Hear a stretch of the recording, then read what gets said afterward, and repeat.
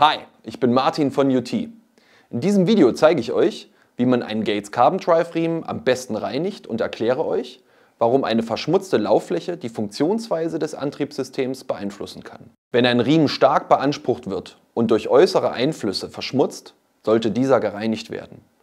Die Lebensdauer der einzelnen Komponenten kann man dadurch deutlich erhöhen. Die feinen Schmutzpartikel führen zu einem Verschleiß der Riemenscheiben und diese zur Abnutzung der Zahnflanken am Riemen. Sollte eine stark verdreckte Lauffläche nicht gereinigt werden, können sich Sand und Staubkörner ins System einarbeiten, die Antriebseinheit dadurch schwächen und eine Geräuschentwicklung herbeiführen. Dies lässt sich sehr einfach vermeiden. Die Antriebskomponenten können mit purem Wasser abgespült werden. Die Lauffläche des Riemens sowie die Riemenscheiben können mit einer Bürste gereinigt werden.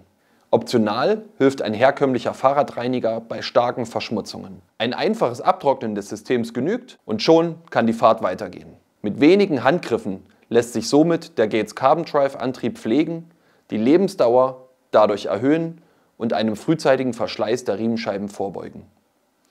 Bis zum nächsten Mal, euer Martin von UT.